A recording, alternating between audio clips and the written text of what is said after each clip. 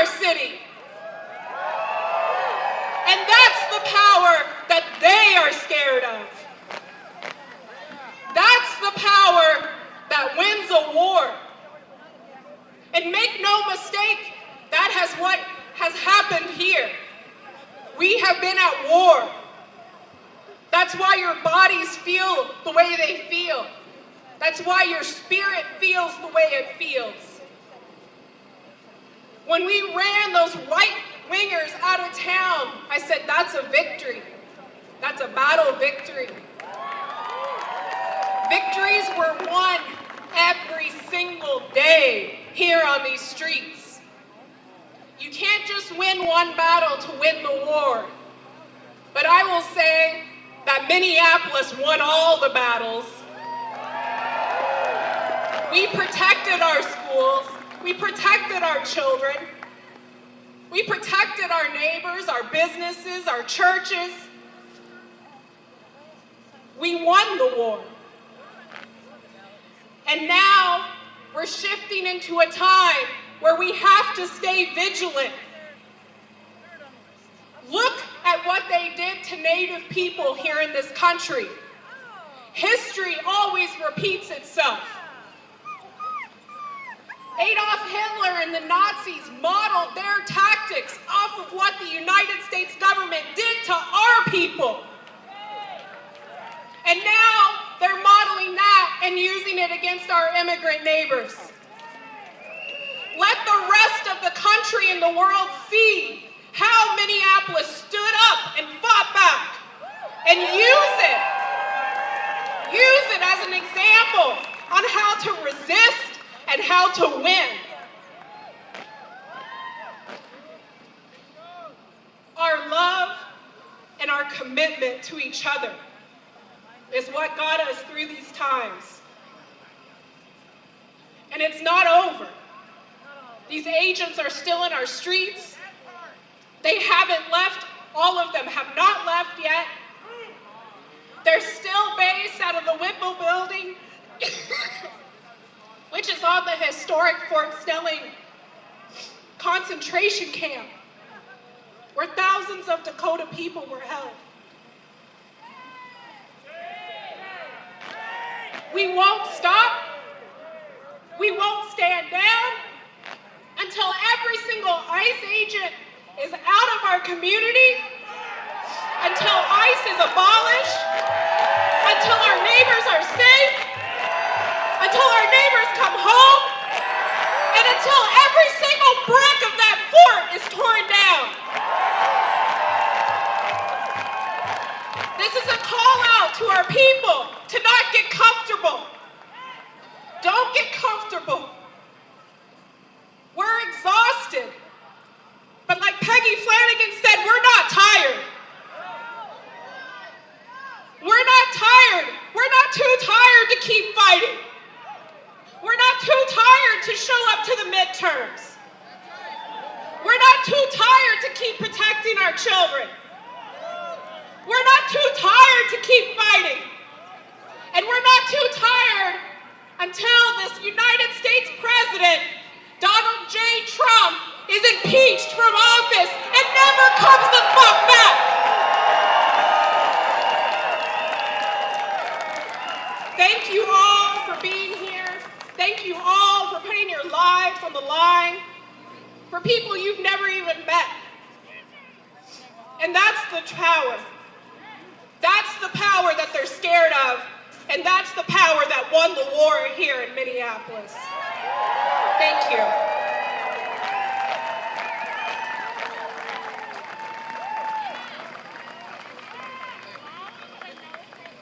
All right.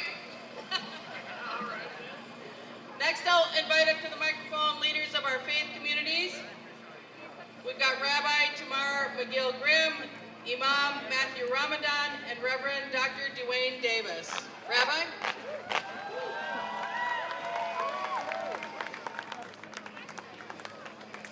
Shalom, dear friends. My name is Rabbi Tamar McGill Grimm, and I am the senior rabbi of Beth Jacob Congregation. We stand here today in solidarity after months of pain, grief, and uncertainty after our community has been traumatized by racial profiling, unlawful detainments, and violence, with blatant and open disrespect for the Constitution and for human life. People in our community have asked us to people in our community have lost loved ones, lost their sense of safety, and lost trust in the systems that are meant to protect us. And this administration has asked us to accept small gestures as progress, trying to convince us that a slow retreat from injustice is enough. It's not. We know the truth. A slow retreat from injustice is not the same as justice. Justice requires accountability. Justice requires truth-telling.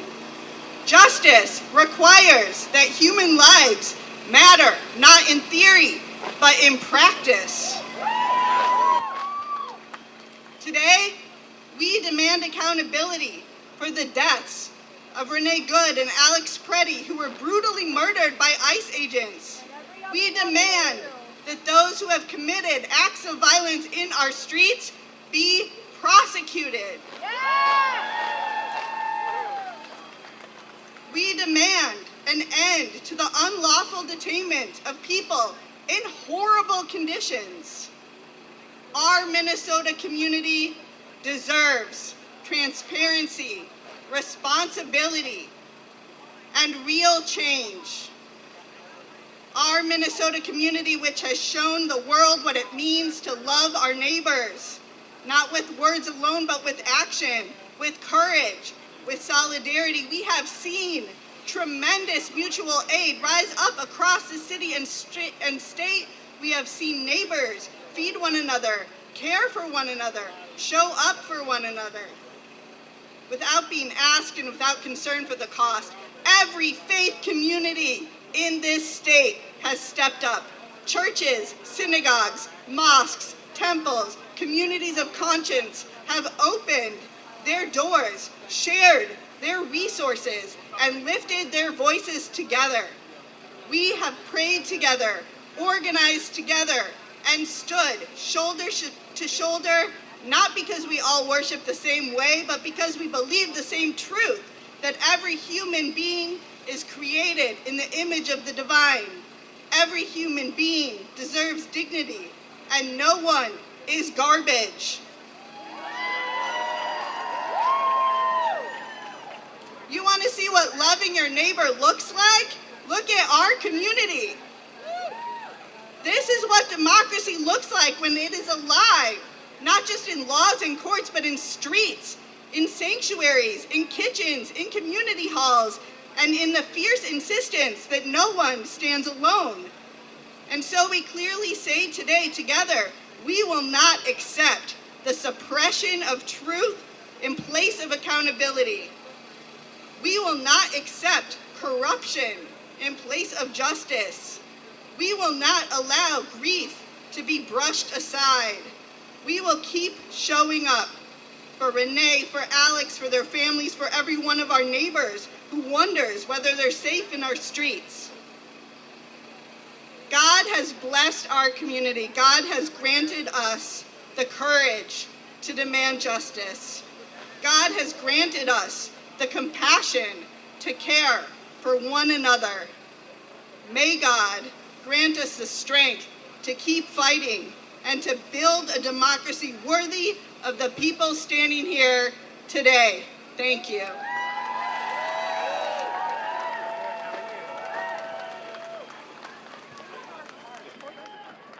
Thank goodness. I thought I was late. I want to walk with him. I would have been so upset. I hate that. Bismillahirrahmanirrahim. With God's name, the merciful benefactor, the merciful redeemer. La hawla wa la quwwata illa billah. There is no power, there is no strength except in God. The Prophet Muhammad, the prayers and peace be upon him, sallallahu alaihi wasallam, once said, When you see an injustice, you must change it. Change it first by your actions, by your hands. If you cannot change it by your hands, you must change it by your words. You must speak out against that injustice. If you cannot change it with your hands or your words, you must change it by registering strong feelings against it in your heart. But that is the weakest of faith. We stand here today not to exercise strong feelings in our heart, not even to exercise just our words, but to change with our hands, with our actions, an unprecedented affront to our very human dignity. This president has no respect for the rule of law, has no respect for human dignity, only respects money, only respects what he perceives to be power. But you and I know that in real life, he's a taco. And I'm not talking about the kind that we enjoy. Whenever he's faced with a real strong response, as it says, Trump always chickens out. We are that strong response. The people united will never be defeated. I want to share a little brief thing with you, but I'll step back. I first learned that as a 6-year-old child in Los Angeles, California. A man by the name of Ronald X.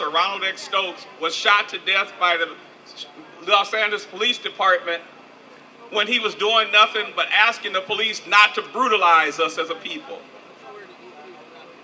A man by the name of Malcolm X came to town, and my family embraced that you have to stand up for your own rights as a people. That idea of not letting people brutalize you, when Malcolm X was killed a few years later, another young man stood up in Los Angeles by the name of Bunchy Carter.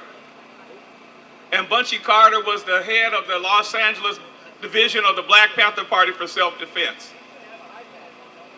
Since I was a child, I've been taught, don't let nobody put their hands on you. Not even the police, but especially not the police. Follow the law. Obey the rules of law. Be courteous. Be intentional in your words. But don't let people put their hands on you. And I'm telling you now, as a 69-year-old man living here in the city of Minneapolis, it ain't going to end well for them if they put their hands on me. It is not going to end like they think. And all of us should have that. Don't walk in fear. Don't walk afraid to go out. Walk with your head held high that, it's not going to happen here today. And I love you, the city of Minneapolis, for expressing that exact same sentiment. It ain't going to end well, Donald Trump. Thank you.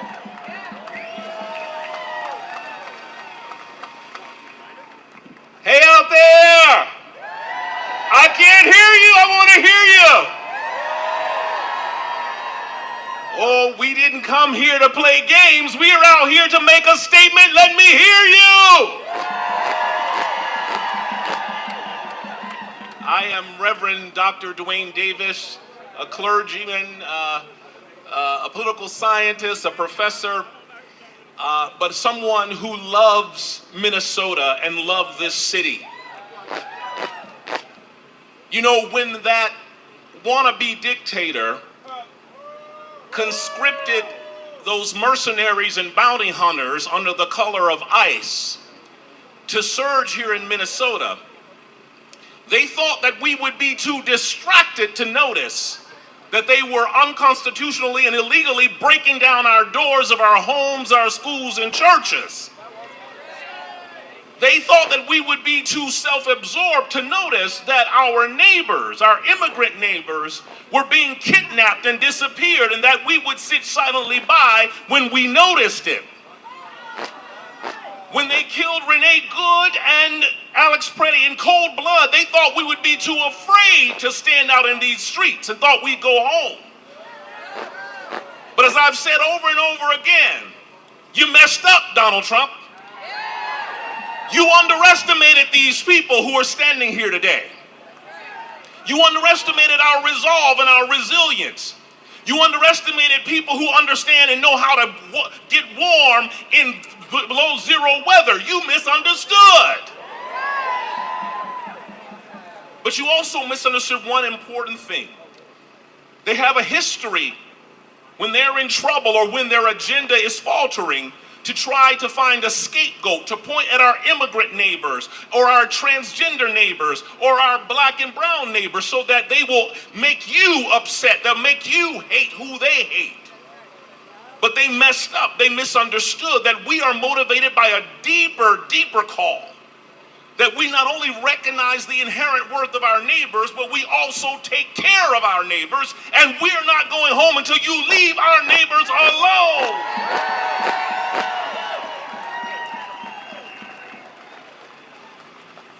One of Martin Luther King's mentors and advisors said, the point at which a democracy lives or dies is in the human heart, in the human spirit.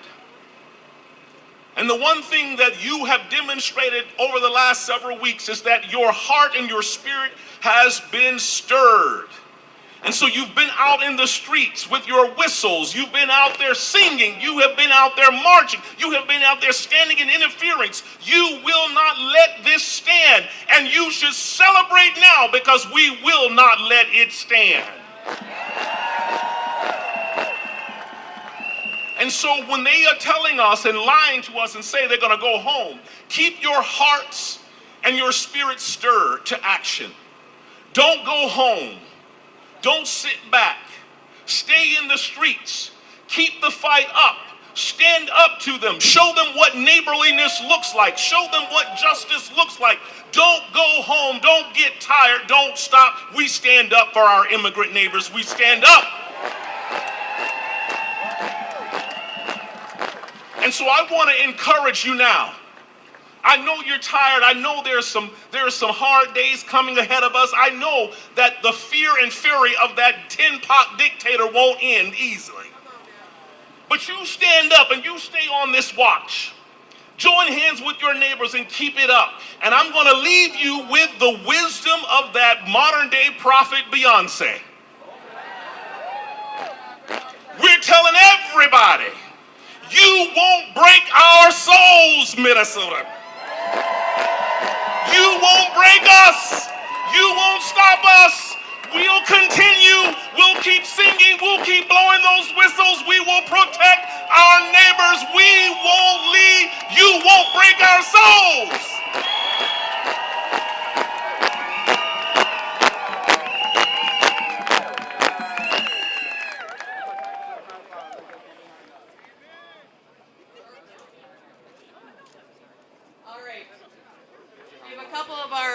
Immigrant neighbors who are coming up to speak now. I've got Malika Tahir from Reviving Sisterhood and Pauli from the Assembly of Civil Rights. Malika.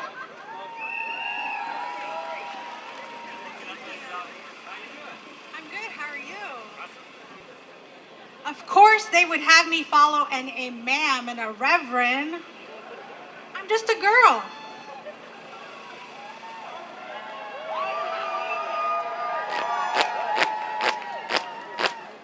I'd like to begin by acknowledging and honoring the indigenous people, the Dakota and the Anishinaabe, who have the longest relationship with this land that we now call home, Minnesota.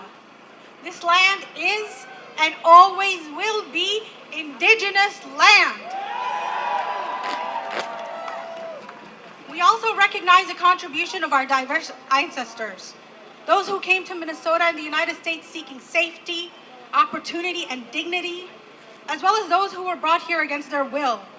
Their lessons of perseverance and resistance continue to shape and guide our lives today. As a woman of faith, I also want to bring the Most High into this space.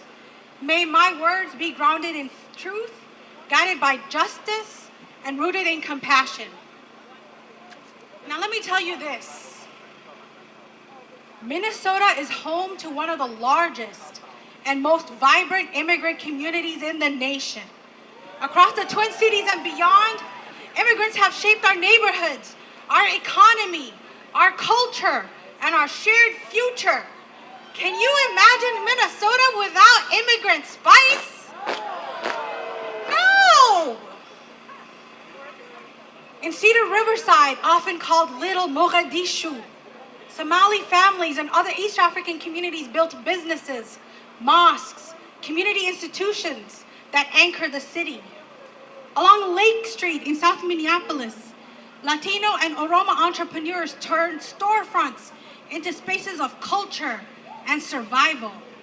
On east side of St. Paul, our Hmong elders planted roots after fleeing war, creating one of the largest Hmong communities in our country. This is Minnesota. This is who we are. In the suburbs, shout out Brooklyn Park, Liberian, Ethiopian, Mexican, Central American, South Asian, Southeast Asian families, Arabs, Palestinians, Jordanians, Syrians. We have transformed apartment complexes into night villages. They have opened restaurants, grocery stores, childcare centers, clinics, construction companies. They have built churches, temples, mosques. They have raised children who are now teachers, nurses, engineers, artists, and elected officials. This is Minnesota.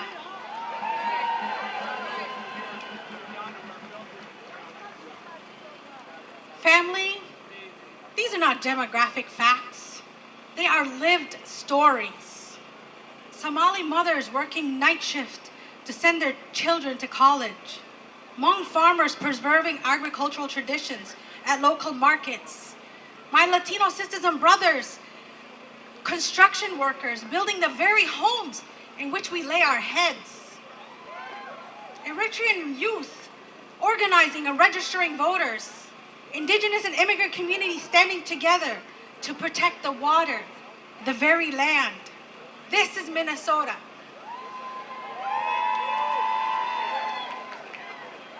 Our collective stories, our labor, our presence have built the very fabric of this state. And because of that, Donald Trump, we refuse to let you weaponize race, religion, or immigrant status to divide us. Our humanity is not conditional. It's not tied to productivity or economic output or what we bring to the table. No one should have to plead for recognition of their humanity, and no community should be made to feel unsafe simply for existing.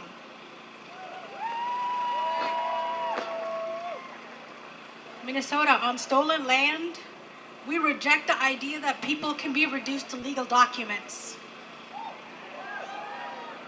That labor or status, especially on stolen land, we're going to hunt people down based on their legal status. Minnesota, we say that human beings are not illegal. Our value is inherent. Our lives are sacred, and our communities deserve dignity, safety, and respect. Minnesota, I am proud to call you home. We showed the country that here, solidarity is not just a slogan, it's a verb. We did that. It's a decision that each and every one of you has made to stand shoulder to shoulder and say, not my neighbor and not on my watch. You know what we did, Minnesota? We got to know our neighbors. We protected our neighbors. We gave our neighbors rights to school. We provided mutual aid. We advocated for eviction moratorium. That's what we did. And we showed the country that we led by example. You know what we did? we reminded the world that our communities will not be divided, that we are each other's keepers. You know what else we did? We won the drawdown of ICE agents. We did that.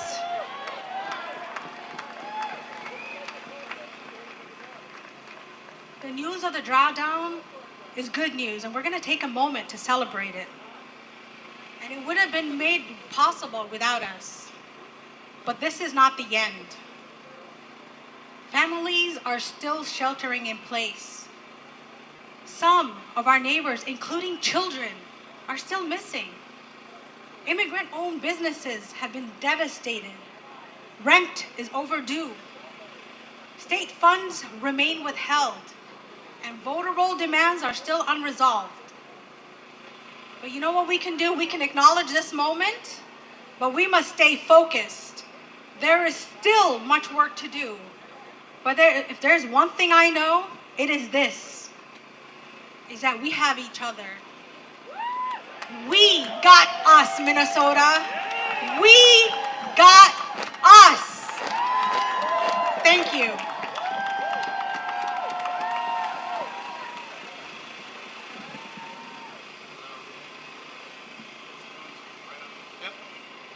Hello, everybody. Good afternoon. Feels so wonderful to be up here and feel the energy. And I want to thank you all just for being out here.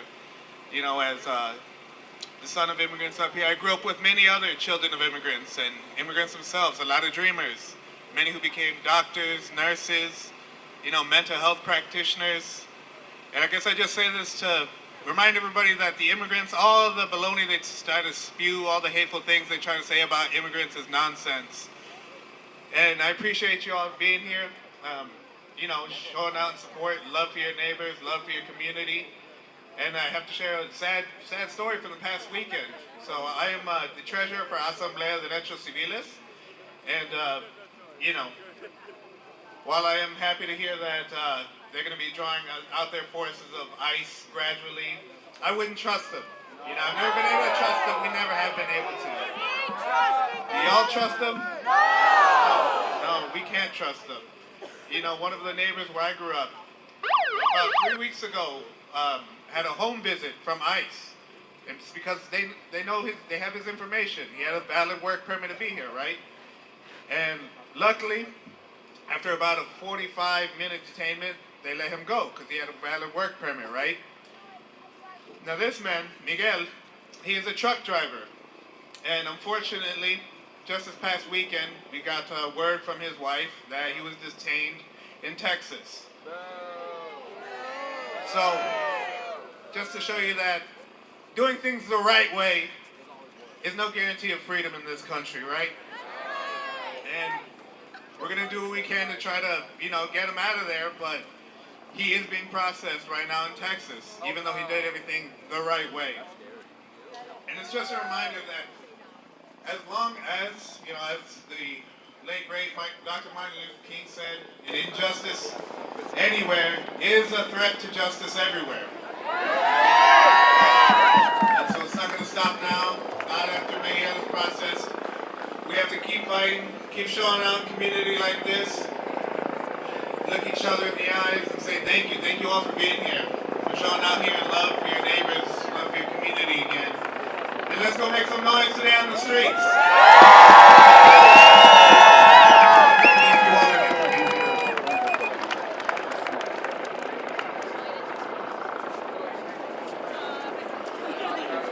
Okay, friends, we're going to begin marching in a moment.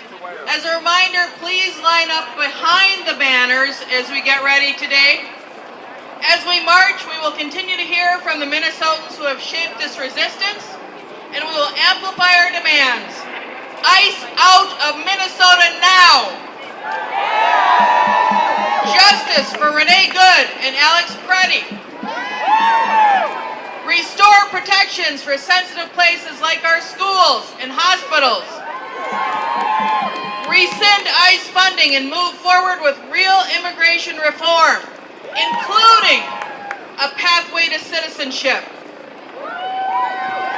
invest in the rebuilding of our communities. Friends, let's honor the dead and fight like hell for the living. Here we go.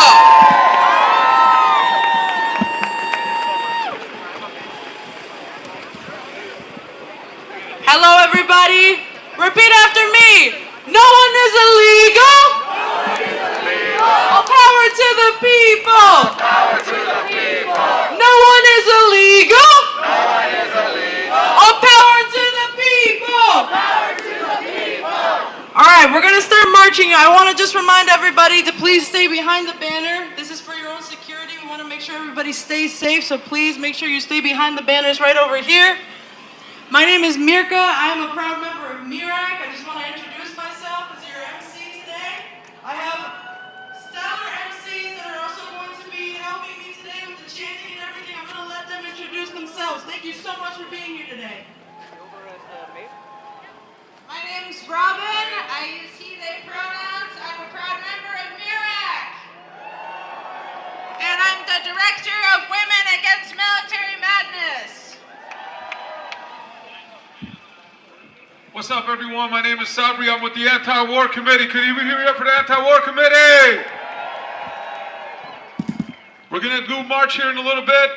We're going to try to get the energy up. We want to make sure we hear you loud and clear, because if you really, really, truly care about what we're trying to do here, it doesn't end with just Trump. This keeps going until we get ICE out the fuck of the United States of America, not just in Minnesota. That's Hi right. everybody, if you're joining us, there's about march is Say about it to begin. loud, say it clear. We're in South Minneapolis. Say it loud, say it clear.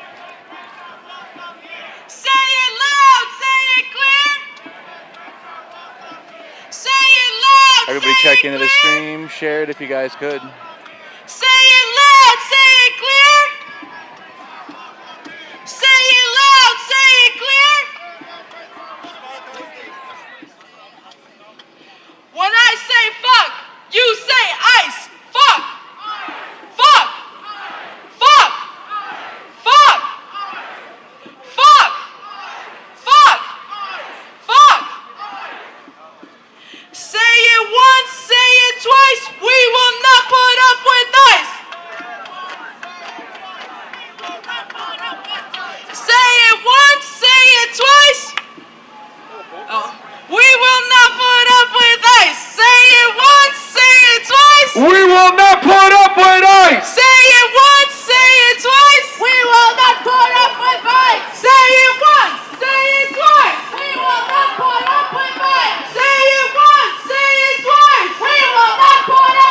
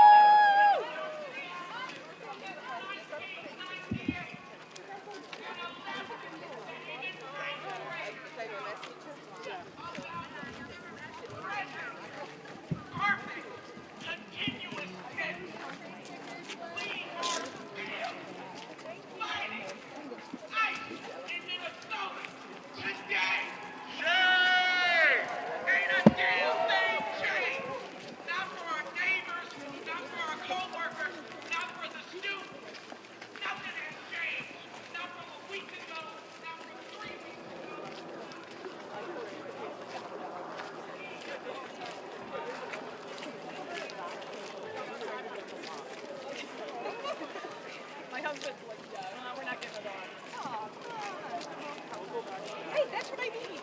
I don't need something that wants to run around. I have a fenced in yard. I saw the cars coming in. They're still here. In fact, I got a connect. I got to connect with the car companies. I think about 56 cars came in yesterday. They're still here. And we're not going nowhere. They want us to think that we won. You don't spike the football before you get the touchdown, do you? Yay, Marshals, you're awesome. We're not done, Minnesota. We're not done, Twin Cities. We're not done, Minneapolis.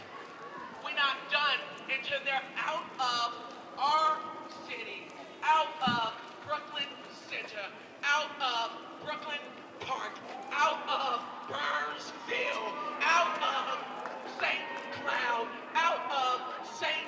Paul, out of Wilmar, out of Faribault, out of Columbia Heights, out of Moorhead, out of any city, any town, any hamlet, any small ass town that you can't even think about. Get your ass up to. You need to think about what you're gonna do when they say, Chinga la migra. Be careful, because I've been at George Floyd Square for 5.5 years for the 24 demands. And we told you then and we'll tell you now. You ever heard of a Minnesota goodbye? It might be a long while, don't you know? It might take a minute. And though the day is nice, some of y'all not even wearing your overcoat. You ever heard of a false spring? Just because it's feeling good right now doesn't mean the snow won't fall tomorrow, right? But we used to it, ain't we, Minnesota? So they think that we think that it's over, but we can show them better than we can tell them, can't we? We still stand for our immigrant neighbors, don't we?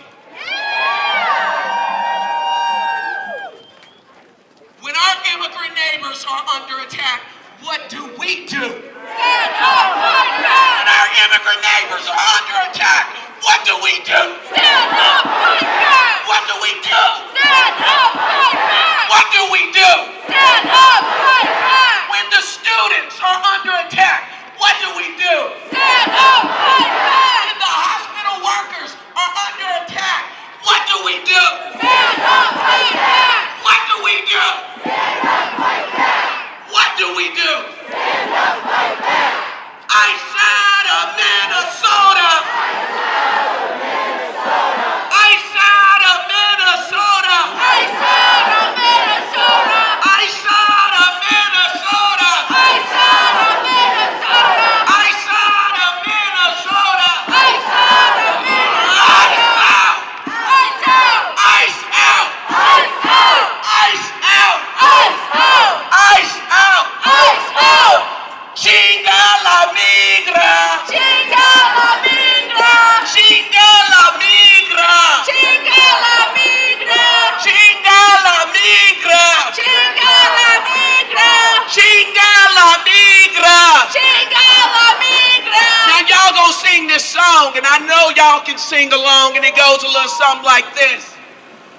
Minnesota knows how to deal with ice. Okay, y'all gonna do it real quick. Y'all gonna sound like the St. Olaf choir. Here we go. Minnesota knows how to deal with ice. Minnesota knows how to deal with ice. Minnesota knows how to deal with ice.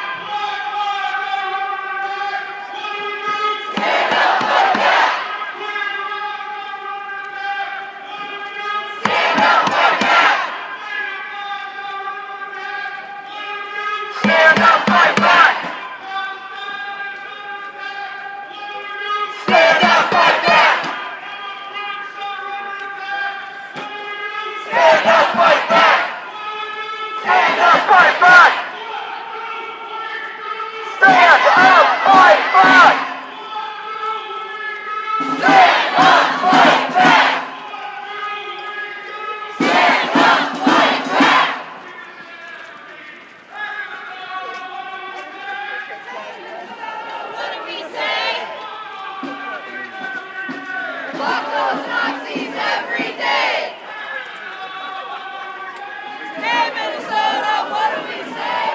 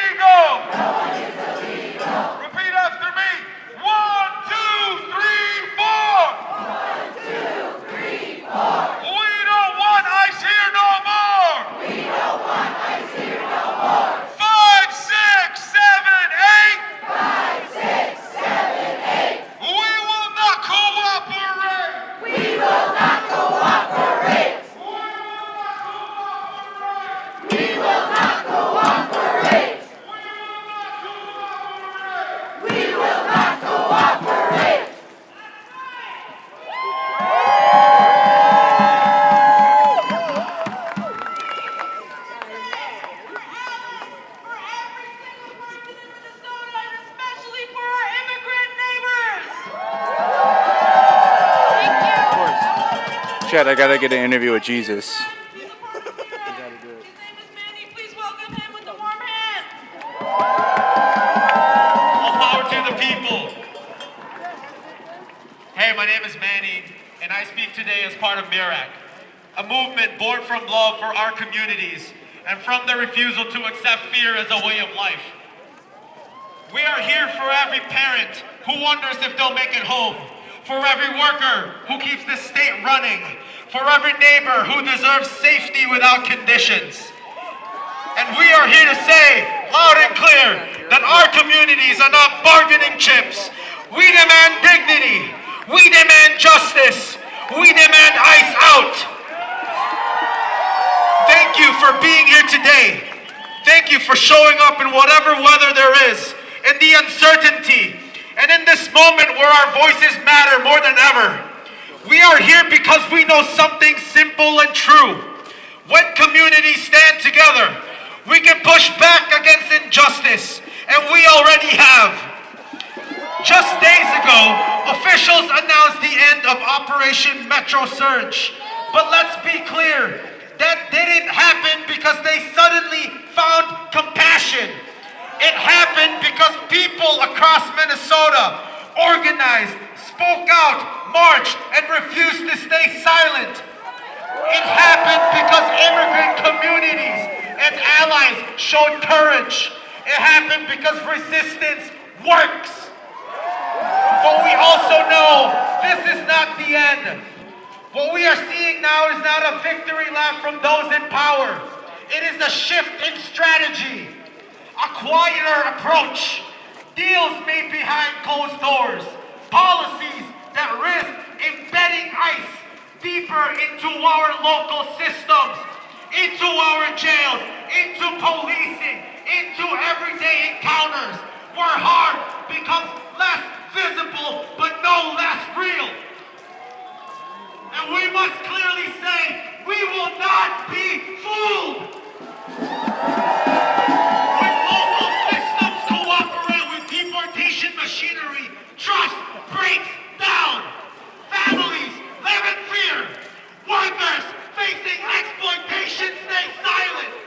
Survivors of violence hesitate to seek help.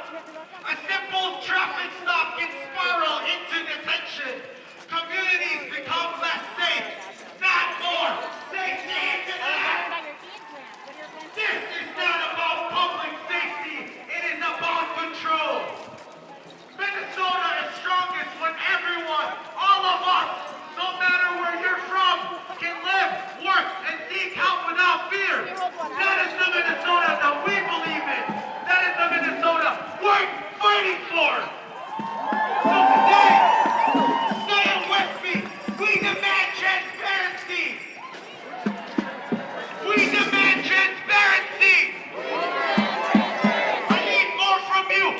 We demand transparency. We demand accountability. We demand dignity. And yes, we demand ICE out. With no compromise, we call on our leaders from the city hall to the governor's office to stand with the people who make this state thrive, to move towards policies that protect families, not tear them apart, to reject agreements that turn local institutions into extension on deportation enforcement, to choose courage over convenience. Progress doesn't come from waiting. It comes from pressure, and pressure breaks people. From people refusing to accept injustice as normal. Look around you. This is what democracy looks like. United by the belief that everyone deserves to belong. We honor those who have suffered under unjust policies. We honor those who have organized tirelessly. And we commit today to keep going. Because the work is not finished. The pressure must continue. The movement must grow. Let us speak here louder, more connected, more determined. Let us continue to build a Minnesota where no one lives in the shadows. We deserve the light. We are the light. And we're and fear. Together we move forward. Because when immigrants' rights are under attack, what do we do? Stand up, fight back. What do we do? Stand up, fight back. What do we do? Stand up, fight back. What do we do?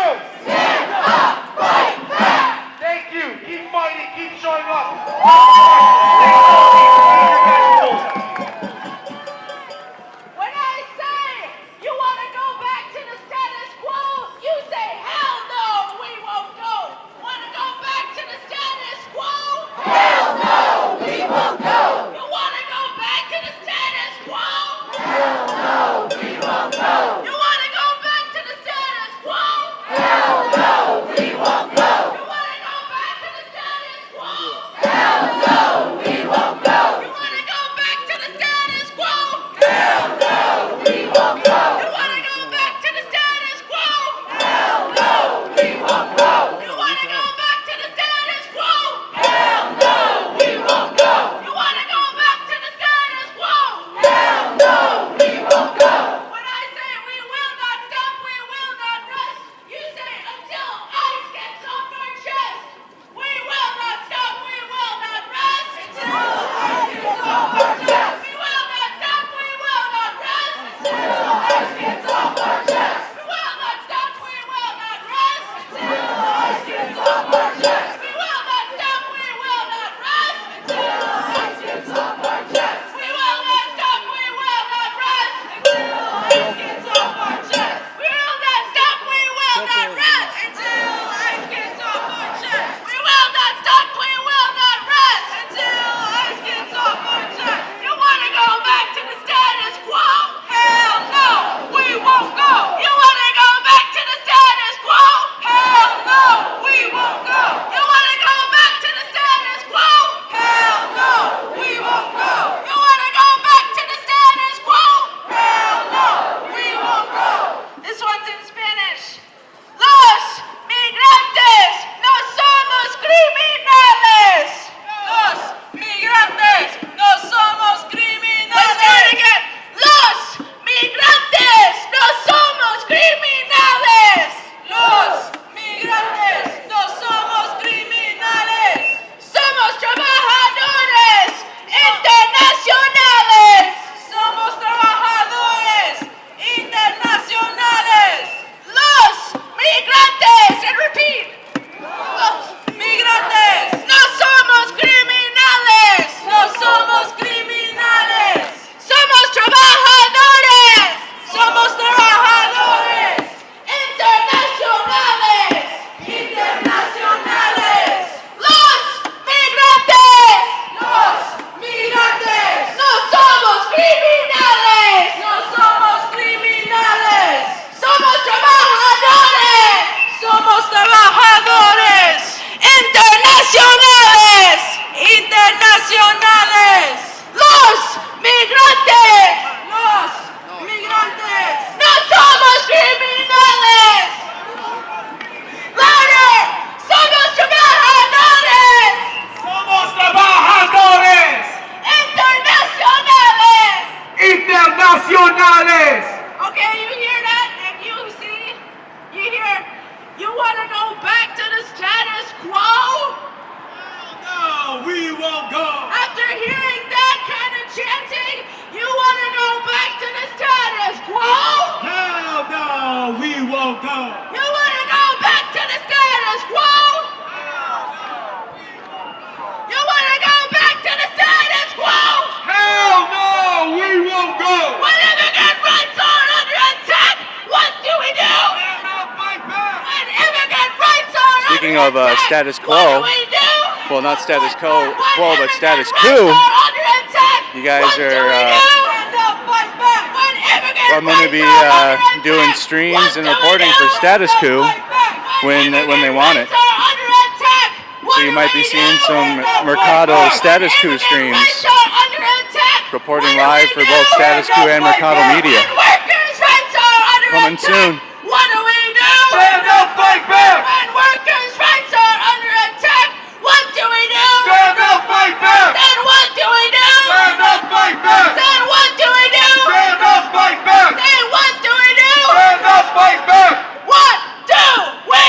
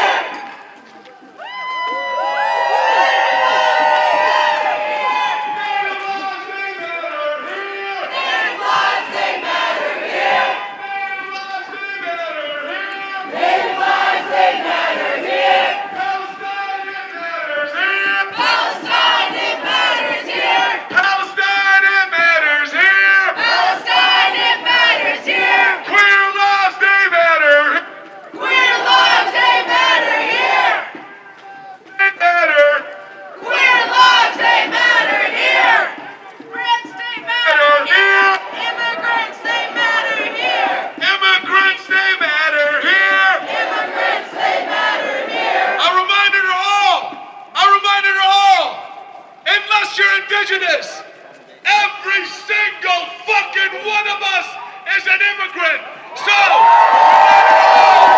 this land here is not only stolen land, it is Dakota land. And unless an indigenous person tells you otherwise, my indigenous siblings always tell me, what do I say when racist white people tell me go back to my country even though I was born in America? They say, tell those Europeans to get their ass back on the boats and ship themselves back to Europe, because this is Dakota, stolen land, and reminded all those racist people. No one is illegal on stolen land! No one is illegal on stolen land! No one is illegal on stolen land! No one is illegal on stolen land! No one is illegal on stolen land! No one is illegal on stolen land! No one is illegal on stolen land! No one is illegal on stolen land!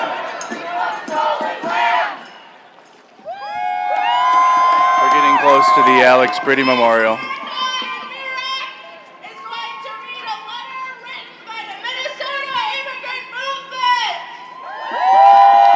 We are proud grassroots partners with them, and we are on the streets no matter who is in office. Being shows up for immigrant neighbors.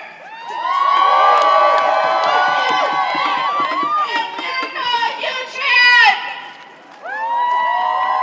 The Minnesota immigrant movement wants everyone to know that today, many Latino and immigrant communities across Minnesota are mourning the loss of many angels, so many people that we have lost in the battle. They gave their life for their community without regard for race, skin color, religion, or gender. They understood that we are all human and that fighting for the well-being of one's family, community, and neighborhood matters. Their actions reflect the principle that if one of us is attacked, we are all attacked. They embody the values of love, solidarity, and the path toward the common good. For thousands of years, the color of our skin has been a painful burden. We continue to be discriminated against as we were during the times of colonization and slavery. Today, the simple act of having crossed the border, having an experiment process, or having an experiment process used by the system to persecute us, separate us, and even kill us. Families who are only seeking to live with dignity and raise their children just as Europeans once did when they migrated to build a better future for their descendants. Today, it is not only Minneapolis that mourns, Minnesota that mourns, but the entire world mourns. How is it possible that someone can eat, pray, and live with their family as if nothing has happened, while for money they take the lives of other human beings? Faith in humanity should not allow anyone to live this way. Today we see it clearly. ICE has killed, and whoever kills is a criminal. And that those agents must face justice and be imprisoned accordingly. The incidents in which an ICE agent took the life of the young people demonstrate a complete lack of preparation and serious negligence. We demand justice and a thorough investigation into all injustices done by ICE. These agents' actions show that they lack the training and qualifications necessary to even carry a weapon and wield power over our communities. We cannot allow people without humanity or proper training to hold such positions. ICE claims that they are targeting criminals, but for us, a criminal is not someone who crosses a border out of necessity. A criminal is someone who kills, who destroys families, and who causes deep harm to society. And that is exactly what these agents are doing. And what is happening is not a search for criminals. It is discrimination, it is racial profiling, and it is a systematic violence against immigrants and working class people. We demand that the government ensure this ICE agents do not leave Minnesota and that they face the full weight of the law for the murder of our sister. They do not deserve to live in peace for what they did. We want to extend our deepest condolences and solidarity to the families of everyone who has lost somebody at the hands of ICE. Angels who have given their life for their people.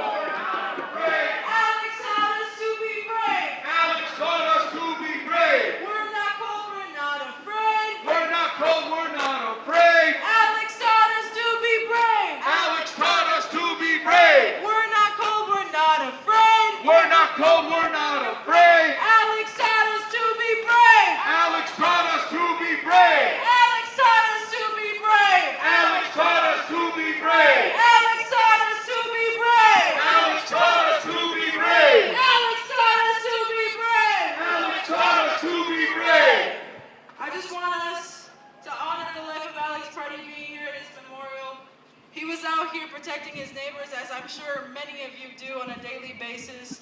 And nobody deserves to have lies spun about them. Nobody deserves to be shamed for doing something that was so incredibly honorable, so incredibly respectable. So here we are. We want to honor the life of Alex Preddy and honor his memory. Say his name. Alex Preddy. Say his name. Alex Preddy. Say his name. Alex Preddy. Say his name. Alex Preddy. Say his name. Alex Preddy. Say his name. Alex Preddy. Say his name. Alex Preddy. Say his name. Alex Preddy. Say his name. Alex Preddy. Say his name. Alex Preddy. Say his name. Alex Preddy. Say his name. Alex Preddy. And to the administration that thinks that just by leaving we will forget, Minnesota will never forget. We will never forget the brave lives that we lost at the hands of ICE agents, at the hands of criminals. And we will continue to honor each and every Minnesotan, no matter where they are from, because that's who we are. There are boxes of carnations. Marshals are handing out flowers for the memorial. So if you see them, please take some flowers to leave at Alex's site. And have a moment of silence for him.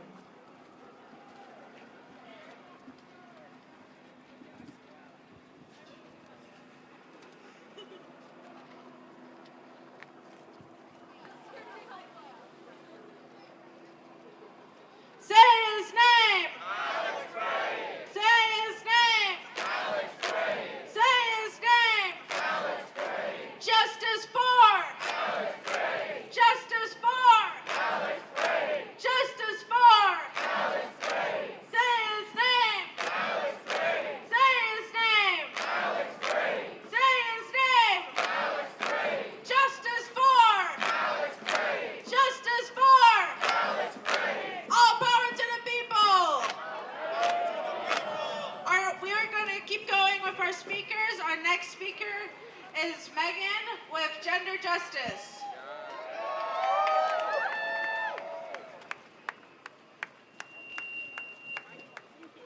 Hi everyone. You look beautiful. Thank you all for coming out on this beautiful day. My name is Megan Peterson. I use she, her pronouns. I'm the Executive Director of Gender Justice and Gender Justice Action, Minnesota-based organizations. Working to protect and expand gender equity and bodily autonomy through community organizing, policy advocacy, and litigation. I'm here today as a community member and as a queer woman, and I'm here to help us honor the life of Renee Good, a daughter, a mother, a wife, a neighbor, and a queer woman whose life was taken in an act of state violence. She was stolen from her wife, Becca, and her children, and all who loved her. Renee was not a threat. She was a woman showing up for her community, and in the moment she was shot, and in the disgusting words spoken by her murderer immediately afterward, we heard something that goes beyond a single act of cruelty. We heard the echoes of centuries of hatred aimed at women, especially women who dare to exist fully, loudly, freely, queer women, women of courage, women who defend their neighbors and refuse to be small. Renee's death is not an isolated tragedy. Her death is a symptom of a system that too often treats our bodies like targets, like territory to be colonized and to be controlled. This is state violence. This is the state violence that disappears and kills our immigrant neighbors and community protectors. And also, state violence is when they demonize trans people and take away life-saving health care, ban abortion and leave pregnant people to suffer and die unnecessarily, allow abusers and sex traffickers to harm the most vulnerable among us with impunity. Do they really think we're that stupid? That we don't see what they're doing? This state violence and all authoritarian aggression depends on fear, silence, and on power without accountability. But we are not silent. We are not afraid. We will not give up.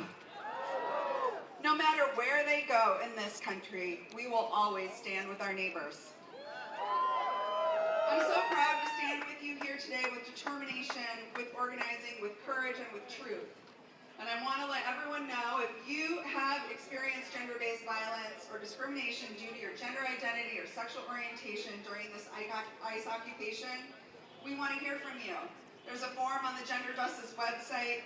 Please fill it out. It's important we document their abuses so that we can pursue accountability no matter how long it takes. Your story matters. Your truth builds collective power.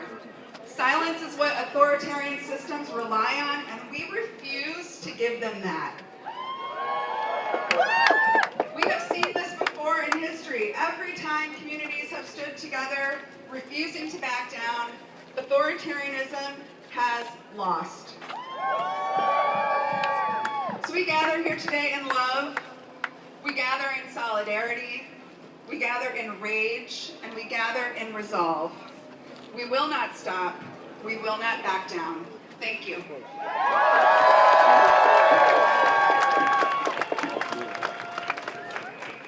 What up, everyone? Sorry, guys, I forget how loud I am. Sorry. Before I announce the next speaker, who's a great dear friend of mine, one of the first people I met when I came to Minnesota from Chicago 33 years ago, before I announce him, I want to just do a chant in honor of Good and Pretty. But let me just be clear, the chant is mentioning their names, but please, let's be respectful and not forget about those others that were murdered by ICE, like Keith Porter, Victor Diaz, and others. Let's not forget about them as well. Let's not forget about them as well. But this chant is for Good and Pretty because we're here at Pretty's Memorial, and it also rhymes. Are you ready? Let me hear you loud now. It's got to be from your heart, from your chest, like you mean it. Here in Minnesota, we're always ready. Here in Minnesota, we're always ready. To fight for heroes like Good and Pretty. To fight for heroes like Good and Pretty. Here in Minnesota, we're always ready. Here in Minnesota, we're always ready. To fight for heroes like Good and Pretty. To fight for heroes like Good and Pretty. I'm sure you all seen the videos. I'm sure you all seen the videos. Imagine how disgusting it is. They didn't know that the videos were going to come out, and they immediately came out with the lies. Oh, domestic terrorists. Oh, he came with a gun. The so-called MAGA people always say teachers should have guns, always say more people should have guns, but every time, it's something to do with a police killing, murdering a person of color, or ICE agents murder color. It's always backtracking, it's changed. The video clearly showed they took the gun off him. We're going to go off what they say. He had a license to carry. They called him a domestic terrorist. He's an ICU nurse who saves lives every day. Any single one of you, any single one of us could be the next one murdered by ICE, and they're going to call us domestic terrorists, and they're going to call us a Nazi. So if you really care, we know that ICE really didn't leave, but eventually they're going to leave.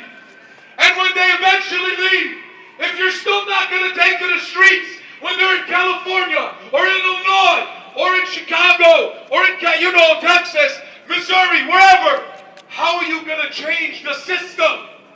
So if black lives are not murdered in Minnesota this week, but they're murdered in California, are you going to stay quiet? No! If Native lives are murdered in the North, South Dakota, our neighboring states, but they're not murdered here this week, you're going to stay quiet? No! Until the entire ICE is abolished and out of this country, you need to keep taking the streets.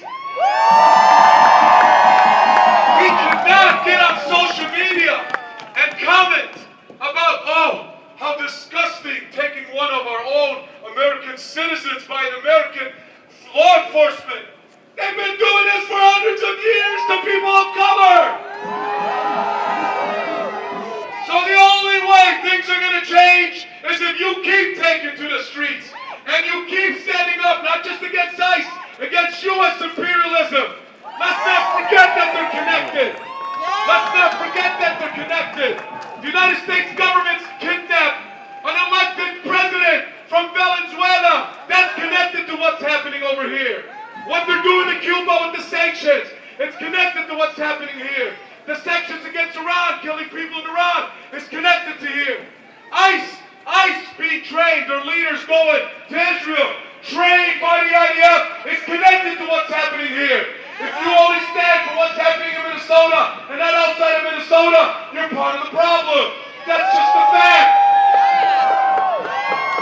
So, I'd like to announce the next speaker. You all know my dear friend Jelani from CARE. Give it up for Jelani!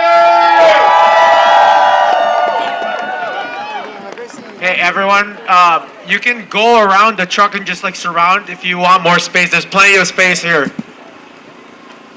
All right, everybody. I want to first of all greet you. I want to first of all greet you all with a greeting of peace. Assalamu alaikum wa rahmatullahi wa barakatuh. May peace and blessings be upon you today. I want to just give it to all of you. You did the most important thing today. You showed up. No, you got to get a little louder than that. You showed up today! And I want to start us there by saying it's a lot warmer February 2 days than we've had in a long time. And I don't think that's by accident. We needed to de-ice a little bit of the whole snow. God has a way of telling us that things are working out. So I want to just take you all to a day that is yet to happen. And that is a day, not today, but far from this moment. It's a day when children will wake up and they will read in school about this moment. They'll read that for the first time America elected a fascist president. And that fascist president decided to fight America. Fight the Constitution. And he picked on Minnesota thinking that he will find soft, mushy people. But what he found out was Minnesota is full of people with warm hearts, are willing to stand up for their neighbors in the Constitution of the United States. I had someone ask me, why do bad things keep happening to Minnesota? And I'm reminded by saying that God chooses those who will fight for the Constitution of the country. So I want you to know we are a little passive aggressive and we say oops and we are a little funky, but I'll tell you something, you will never corner a Minnesotan, because if you corner a Minnesotan, they will fight back. We'll fight back for our democracy. We'll fight back for our neighbors. We'll fight back. That is Minnesota. We have been known to be Minnesota nice, but we are leaving a trail of Minnesota strong for the rest of the country. So I have an ask for all of you. I have seen this moment before, right after the murder of George Floyd, when we started to see police officers being charged, we started to see less and less people show up. We started to see people thinking that the fight is over. We forgot that in that moment and other moments there will come a time like this where less and less people want to do what is right. ICE is still not out of Minnesota. They are still terrorizing families as I speak to you today. They were in St. Cloud, in our suburbs, and parts of our community. They're hoping that we turn away so that we turn away from the fight. It is this moment that is more critical than the beginning and the middle of the story and the end of the story. And that is why I am asking every single one of you in this moment, you need to ask everyone who's watching today, why aren't you out here today? Why aren't you out here today? And I'm going to ask something to all of you in this moment.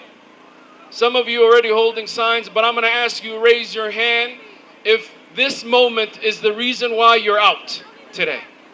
All of you are out here because of this moment. Keep that hand raising now if you have been protesting in this moment right now.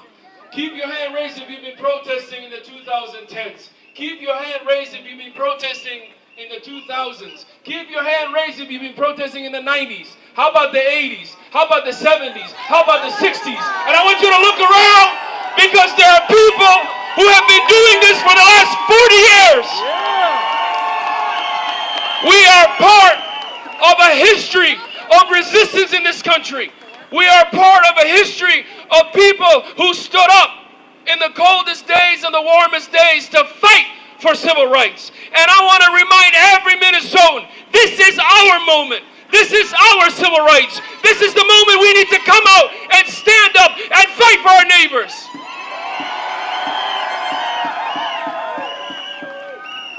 I want to warn you that as soon as the next weeks come and there may be less officers on the streets, there will still be a fight going on in the Capitol and a fight in St. Paul. And we need everyone to continue to show up wherever the community needs it. For the first time in this nation, we have an opportunity not to lose this moment, but change the history by making sure America fixes the immigration problem so that everyone is legal in the United States, that every human being is treated decency. We can do that.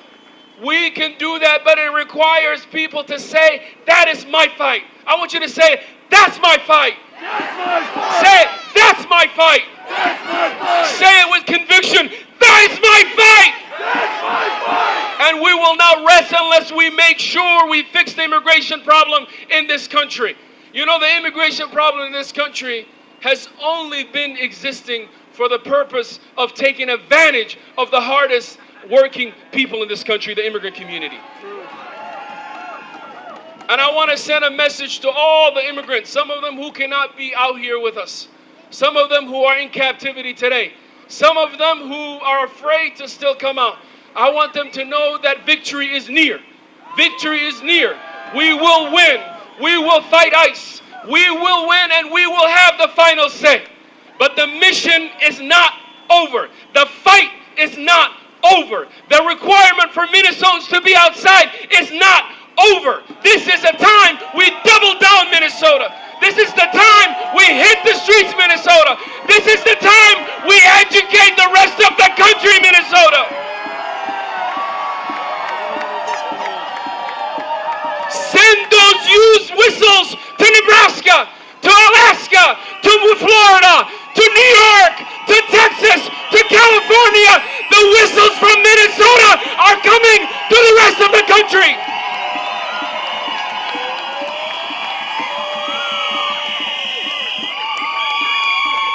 Teach you the last thing. Here's how organizing starts. You call your friends, you say, hi, how was the weather today? Great, good. Are you going to show up to the next march? That's how you're going to organize. You're going to call the person first and you're going to say, hey, the weather was nice today. Minnesotans, that's how we talk to each other. So first we say, hey, it's a really nice day. Yeah, it was nice. You're coming next Saturday? I need everybody to promise to make sure 10 people, you come 10 deep. Don't ever come back alone. Bring your neighborhood. Bring your family, bring your friends, all the union brothers and sisters, bring your union brothers and sisters, all the people, bring your congregation, your faith community, all your neighbors, bring your neighbors out. This movement is not going to be won on social media. It will be won on the streets of every city in this country.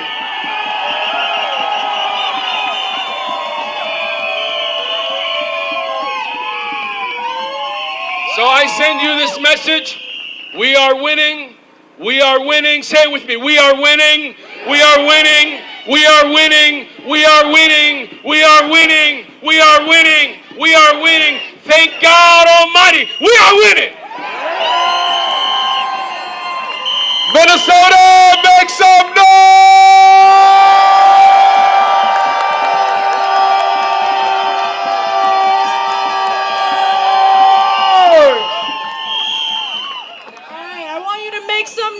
If you're going to go out there, you're going to get involved with an organization after this protest. I want you to make some noise if you're going to keep showing up for your immigrant neighbors. I want you to make some noise if you're going to shop at local and immigrant-owned businesses. I want you to make some noise if you know that the fight is not over and we are doubling the fuck down.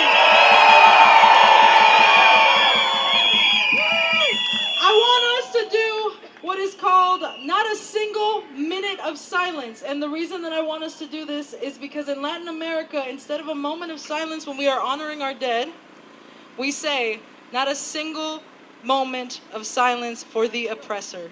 Okay? So today, to honor Alex Preddy, to honor Renee Good, to honor Keith Porter and all of those people that have lost their lives in ICE custody, that have lost their lives because of U.S. imperialism, that have lost their lives at the hands of our oppressors. They deserve to be recognized. They deserve to be applauded. They deserve to be celebrated for their efforts and for their lives. Do you agree?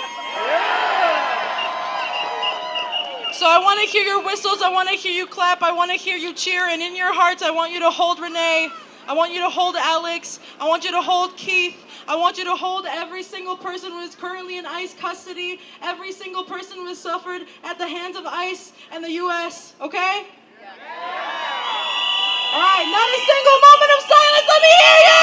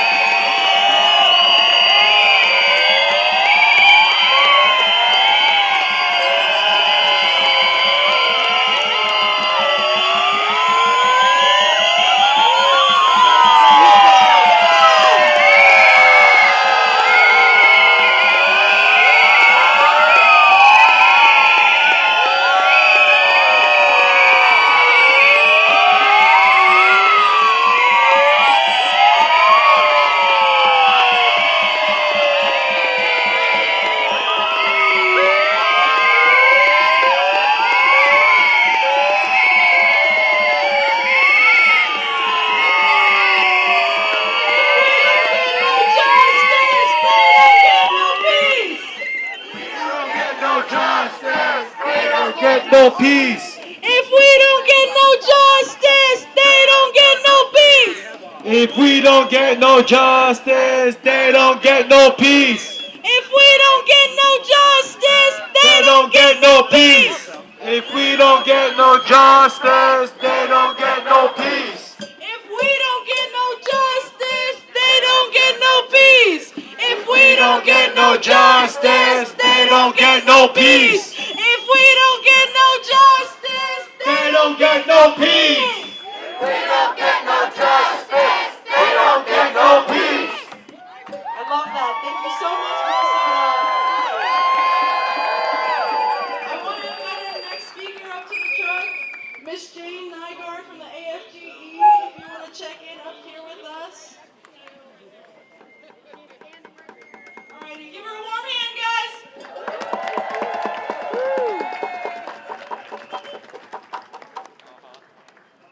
Hello, as she said, my name is Jane Nygaard, and I'm a retired VA nurse. And there's no surprise that I'm here as a retiree because we all know how federal employees have been treated recently. I'm representing AFG Local. I'm representing AFG Local 3669 at the Minneapolis VA, which was Alex Local. It's a privilege to be here today and have my voice heard, while so many others are silenced. I'm speaking today for Alex's co-workers who would like to be here themselves, but unfortunately do not feel free to speak about Alex. Okay. They have been told by the administration to be silent. Because of what they have seen and heard and have been told, they have a real fear of being retaliated against or being fired for expressing their First Amendment right to freedom of speech. But this fear of retribution for speaking up and speaking out does not begin and end with Alex's co-workers.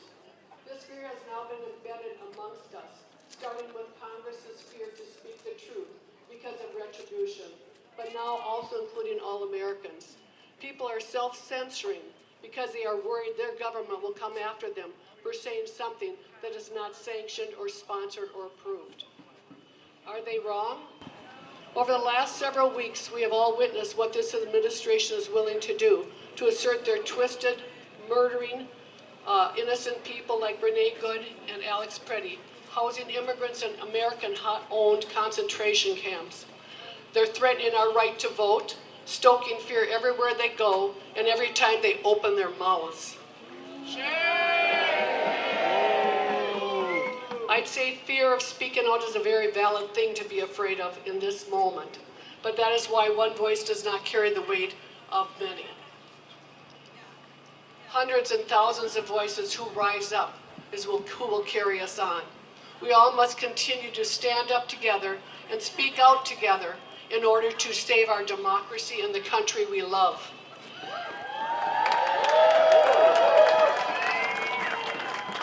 Getting ICE out of our state was just our first challenge. Unfortunately, there are many more challenges to come from this administration. They not only busted federal unions, they're going to come after all the other unions.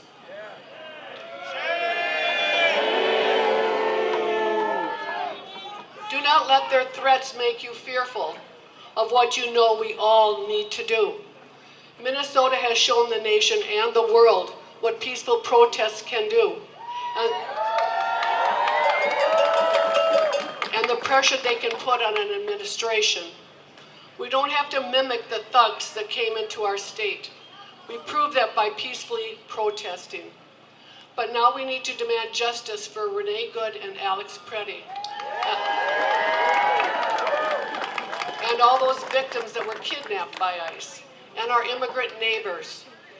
We need to allow our nurses to speak up and speak out to whomever to ensure that justice is served in the murder of Alex Preddy.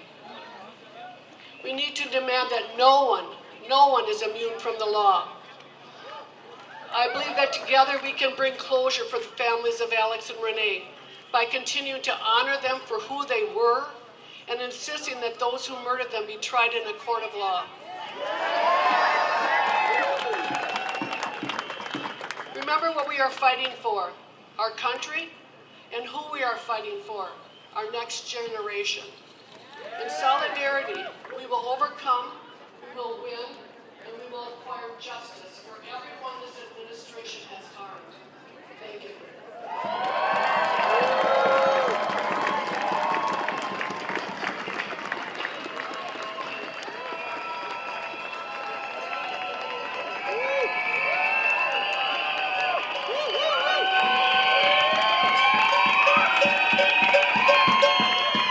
Before we continue with speakers, could we give a huge round of applause for all our marshals who go on the streets, risk their lives to protect us and keep us safe.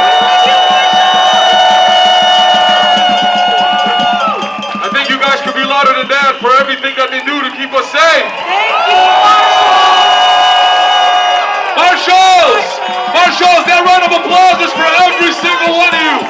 Thank you, Marshall. Can we get a round of applause? Thank you, Marshall. Thank you, Marshall. Thank you, marshals. Thank you, Marshall. Thank you, marshals. Thank you, Marshall. Thank you, marshals. Thank you, Marshall. Thank you, marshals. Thank you, Marshall. Okay, can we get a round of applause for those who are in charge of the sound truck and everything they did to prepare us for today? Can we get a round of applause for Bernier, the one who organized and the leader of this protest? Can we get a round of applause for my co-chanters on the truck, please? How about our amazing sign person right here? We're gonna get one last chant before the last few speakers. This one is really simple, but we gotta have a rhythm. We gotta be in a rhythm, okay? So I'm gonna say, all I wanna say is that they don't really care about us, and you're gonna say in a rhythm, you just say the call and response. Your part is simple. Immigrants matter. And then I'm gonna add other people's lives in there. So let's try. You ready? You ready? We're ready, let's go. All I wanna say is that they don't really care about us. Immigrants matter. All I wanna say is that they don't really care about. Immigrants matter. All I wanna say is that they don't really care about us. Black lives matter. All I wanna say is that they don't really care about us. Black lives matter. All I wanna say is that they don't really care about us. Native lives matter. Now we're gonna add black lives. All I wanna say is that they don't really care about us. Black lives matter. All I wanna say is that they don't really care about us. Black lives matter. All I wanna say is that they don't really care about us. Black lives Native matter. All I wanna say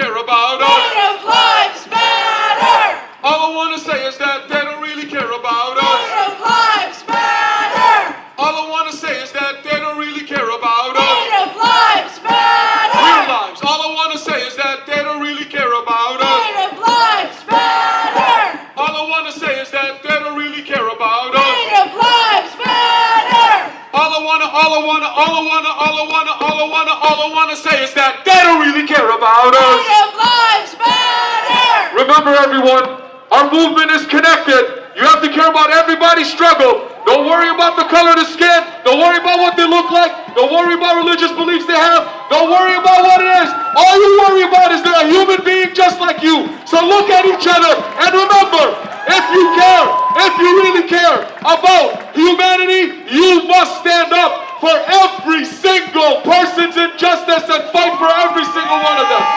Minnesota, make some noise!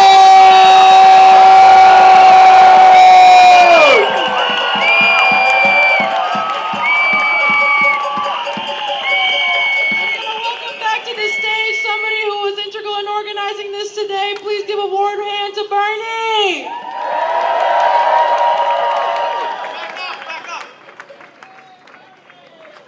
All right. Thanks again, everybody, for coming out today. This has been a great event. We've got a few more speakers. And first up, I've got Ed Higgins, who is an observer detained by ICE. Ed.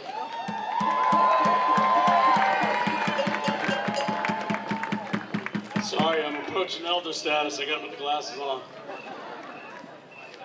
I'll back up. Got it. Before introductions, I would like to take a moment to honor the original 11 tribal nations, including the Oshethi Shakawee, who cultivated these lands thousands of years before us all immigrants got here. Wopina, Tamshina, and Takiwas. For those of you who don't know me yet, my name is Ed Higgins. I am a husband to a beautiful wife. Hi, Nikki. I'm a marketing professional specializing in political and cannabis marketing, and I also sell and make my own gummies. Fuck yeah. I'm usually low-key, playing video games or reading comic books, working on spreadsheets and PDFs. But sometimes the moment requires a voice. Fascism grows in the quiet, and I'm a loud fucking Irishman. I'm also a United States Marine Corps infantry veteran. Yet, my highest honor will remain unchanged until my inevitable trip to the stars. I am, first and foremost, proud to be a citizen of the great state of Minnesota!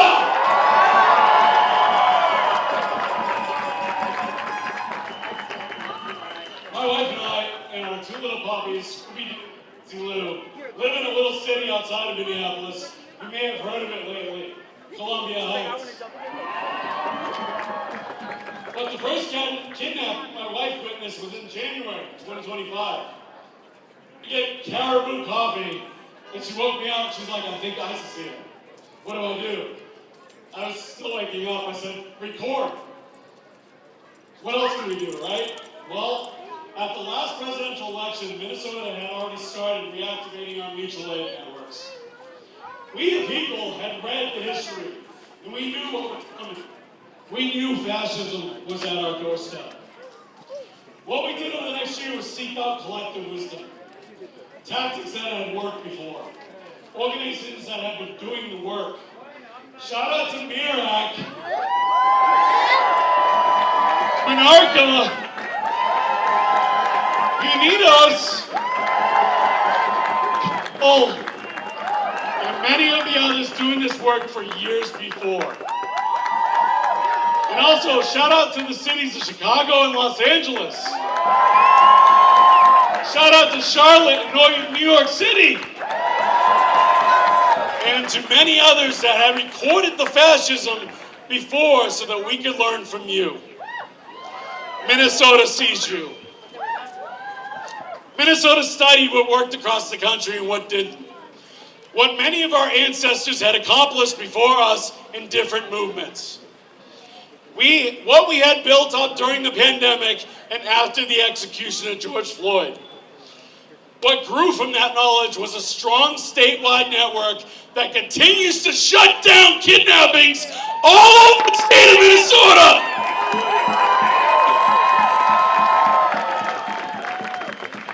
Shout out to the 50,000 plus trained rapid responders and constitutional observers all over the fucking state.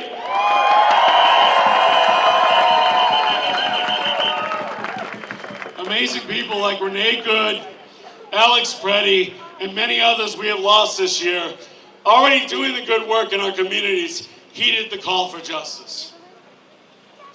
They were there when we needed them most, to defend our neighbors and the Constitution of the United States. It is at this time I would normally like to take a moment of silence, but I think a moment of fucking silence isn't appropriate in this moment. I think we should get really fucking loud to let the oppressors hear our fucking noise. Fuck these domestic terrorists!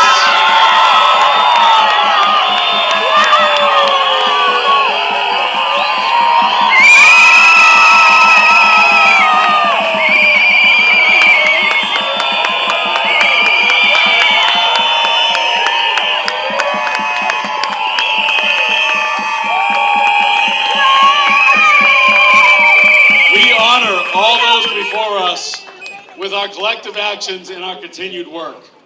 We will not let them down. We will have accountability in the courts and otherwise when this is all over. A reminder to the rest of the state and the country, we the people all know this ain't over. This ain't fucking over! A reminder, we all know that these domestic terrorists are continuing their reign of fascism no matter what they promised the boy mayor. Speaking of the mayor, it was reported that he has the audacity to start planning celebrations. Fuck him! No matter what deal was made with the devil Tom Homan to shut down Operation Metro Surge and move out to the suburbs and rural areas, we will not forget our neighbors from afar, and we will continue to support you wherever we can. We see those in so-called leadership that left us to defend ourselves during these times, and we will not stop until there's full recollection and accountability. We will also continue to show up for our neighbors and shut down these illegal kidnappings. And it is because we care about our neighbors that the people of Minnesota have earned the right to have fucking demands. We demand that all our neighbors are brought home. We demand our communities repaired and made whole again. We demand economic reparations for all communities. We demand business relief for local businesses. We demand funding for our mutual aid networks that we, the people, built and sustained. We demand an eviction moratorium. And we demand fascism get the fuck back in the fucking dirt where it fucking belongs! I want to end by thanking you all for standing up for your neighbors when they needed you most. For all our immigrants, and for continuing to stand up in the face of uncertainty. I want to thank the world for seeing us when it mattered most. Who protects us? You're goddamn right. Thank you all for your humanity, Minnesota.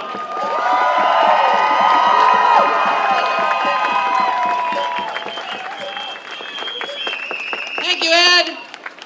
All right, next up, from the Lake Street Council, Yusra Muhammad.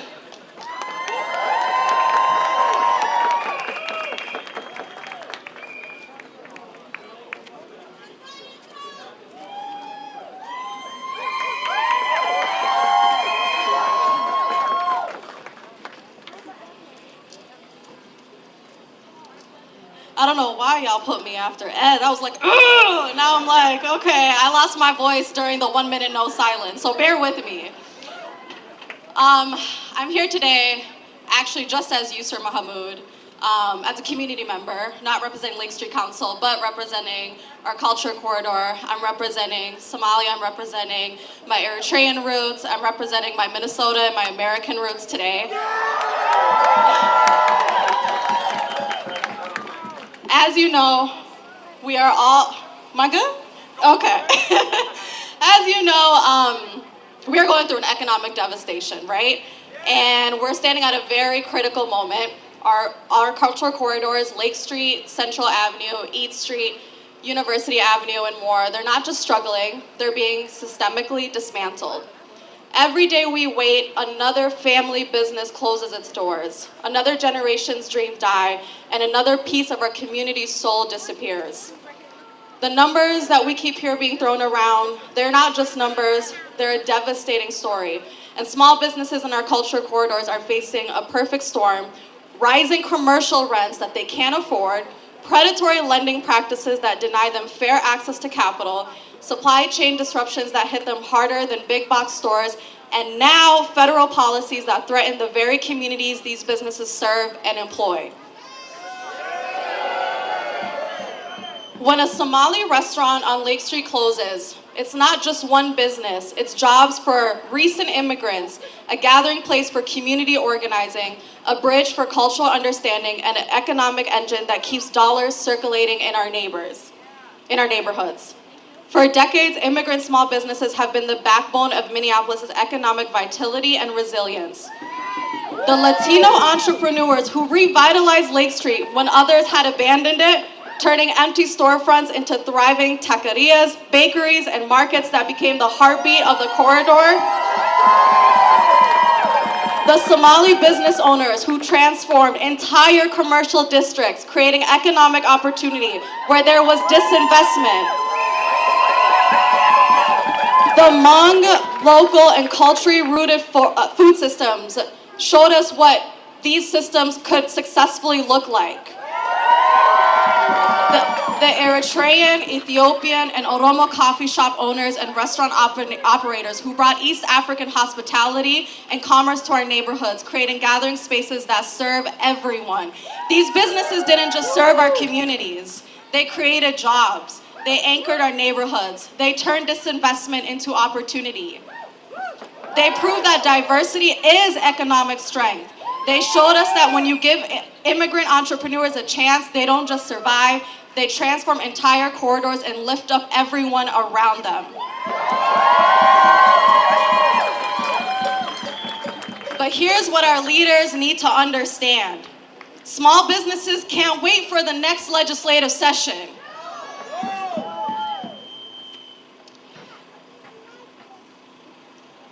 They can't wait for another study. They can't wait for incremental change. They're making payroll decisions every single day. Rent is due. The threat of deportation rates is happening now, and it's happening every day. I don't care what they say, how many ICE agents leave. We are not safe. And they are still creating fear that keeps customers home and workers uncertain about their futures. Every moment of delay is permanent loss. When these businesses close, once these entrepreneurs give up, once these corridors empty out, which we won't let that happen, but if it were to happen, we don't get them back. You can't resurrect a commercial corridor. You can't rebuild generational wealth that's been destroyed. So we need our leaders to act with the same urgency that they showed when corporate headquarters needed tax breaks. The same urgency they showed when professional sports stadiums needed public funding. The same urgency they showed when downtown developers needed incentives. This is about honoring the legacy of everyone who came before us and bet on Minneapolis. It's about recognizing that our culture corridors are where integration actually happens and when communities come together, where economic opportunity is shared, and where the American promise is still alive. Our leaders have a choice. You have to act now with boldness and urgency, or watch as the very diversity that makes our city strong is economically erased. Thank you.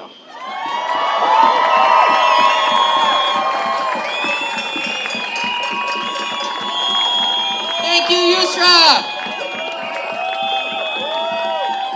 All right, our last speaker today is Michael Phoenix, the Executive Culinary Director, Pimento.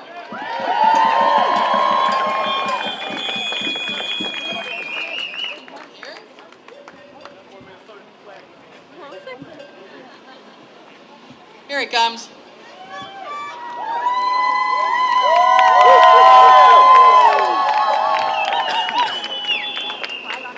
It's nothing more Minnesota than an American flag with a hockey stick on it. I need y'all to come closer to me for a minute.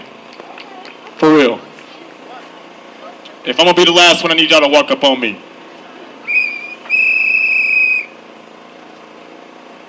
I just want y'all to look at this flag for a second. I want to give respect where it's due. First of all, I want to give a shout out to all the veterans out here that's helped protect and build this country. I am holding the veterans flag right now.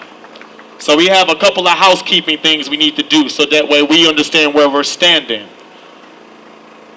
When the flag is upside down, that is a sign of distress. Yes? Yes. Flip them!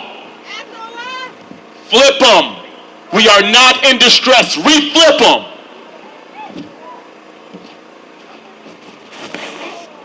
Flip the flags. We are not in distress anymore. Before we do anything, before I say another damn word, flip those flags.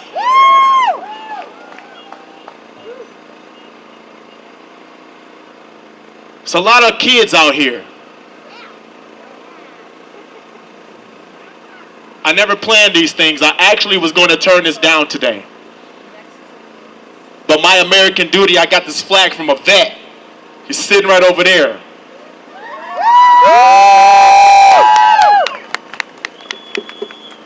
Before I say what I want to say, we're going to take care of some housekeeping.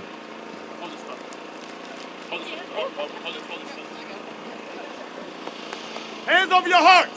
We live here. Repeat after me.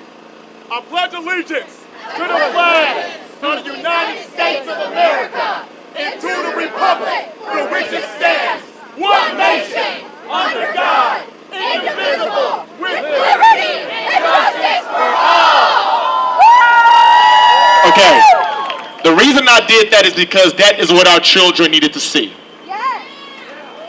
Okay? It would be easy for me to tell you how much money we lost at Pimento because of ICE.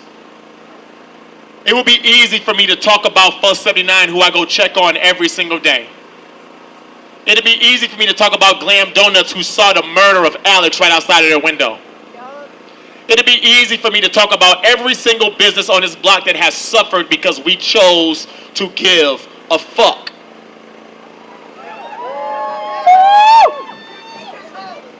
The kids. At some point, we have to give these kids something. We got kids, y'all? We got kids, y'all? We got kids, y'all? Act like it. Act like it. Everyone say act like it. Act like it. We have to act like the true adults in the room because the rest of the country isn't. Everyone say act like it. Act like it. We have to act like we are civility because we have been civility. Can you imagine what would have happened if we would have offed one? Everyone say offed one. Off one. We didn't. No. That's your strength.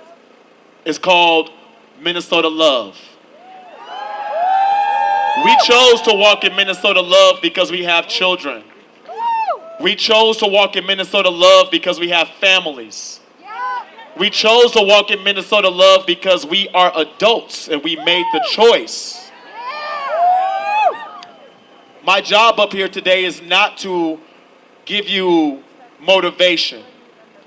My job today is the last speaker, and thank you to all the speakers, all the organizers, people who have given their time, efforts, money. I got people watching me who's been knowing me for 30-something years, bro. I've been doing this my whole life. The conversations we have with people every single day is about this moment right here. So my true message to y'all today is I really want you to think about how we can no longer go back to being Minnesota nice. And that is for real. It is a lot of things that we can do starting today. We didn't need the murders for that. These are choices we could have made from the start. It's unfortunate we're having these moments to where we have to clarify some shit. So I came to clarify a couple of things. Support means supporting with your time and your money. I know it's hard, but trust me, the return on investment is proper. Pimento Jamaican Kitchen and every business on this block who chooses to stay open has been houses of refuge. Say refuge. Refuge. Say refuge. Refuge. We've allowed you inside of our doors to get away from the gas, get water, charge up your phones, even the media. Yep. Anytime I come to these places, I address the media. And here's why. Because you are responsible. Yep. So I am going to ask everyone to open up a line right there in the middle. Open it up. I want any media person to walk down this mile and come stand in front of this stage and respect us as Americans and stop calling us animals.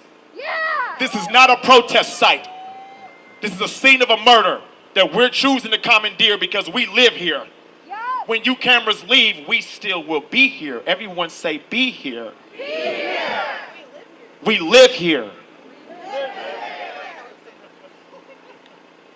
Y'all are loved. Say loved. Each street is no longer each street. It's each street with love.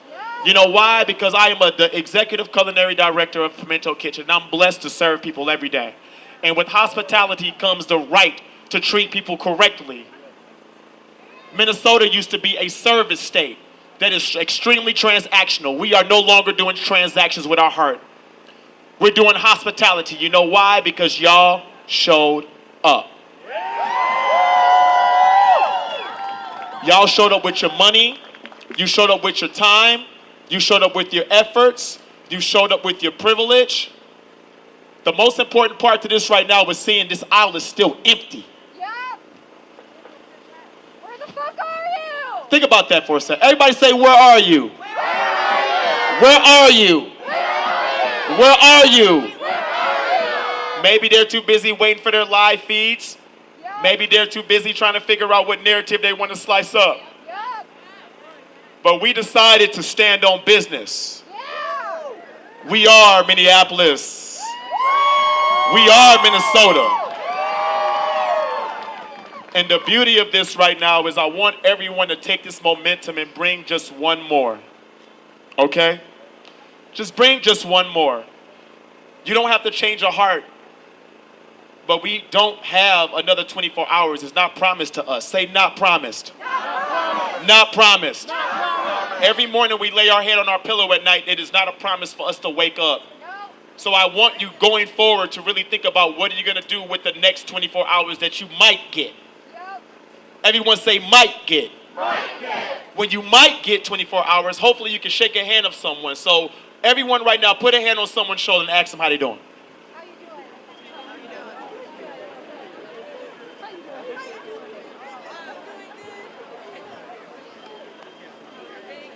Did you see how easy that was? Everybody say yes. Yes. So I'm hoping that you learned someone new today because the smile speaks for itself. So I want y'all to leave here with a piece of hope. Woo!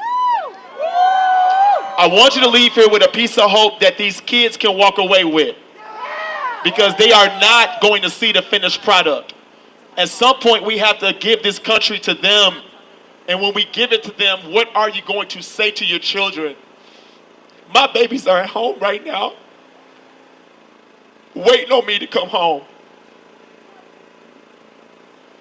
And when I go home, I'm going to tell them I made a whole bunch of new friends. I would love to have my kids down here, but as a responsible co-parent, I respected my ex-wife. That's what we do. I want my kids right here. I want y'all to meet them so bad. But as an American, I have to be right by my children. And that means I have to be right by the person I made the children with. So whether if you're married, single, going through it, the true American way is teaching our kids what it means to be respectable, responsible, chivalrous, loving. All these kids known since they've been born in 2000 is BS, y'all. There used to be a do as I say, not as I do attitude with parenting. We can't get away with that no more. At some point, we have to look our kids in the eyes because my 6 and 8-year-old know about ICE. And if my 6 and 8-year-old know that I'm outside protecting what they're going to inherit, I hope and pray that all of y'all follow suit. Because there is no white, there is no black, there is no Asian, there is no Mexican, there is no color here. We are Minnesota, and we are cold-blooded. Now, I want y'all to leave with this. If your cup is not full after leaving here, go fill it. Go join an organization. Ask someone some questions. If you don't know how to support, ask someone. There's many places that you can go to support. But more importantly, vote! Everyone say go vote. Go vote. Go vote. Go vote. And I'm out. Thank you.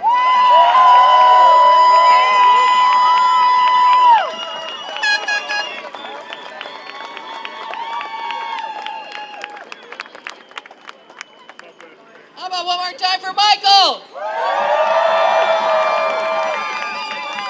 All right, as we wrap up here again, thank you for continuing to show up for each other. There are still a few more carnations if you need to grab a carnation to lay at the memorial. And please take time to visit these folks at Eat Street here. We appreciate you, everybody. Have a good rest of your day. Thank you. We'll show these fascists what a couple of hillbillies can do. Yeah, you put my babies. My babies.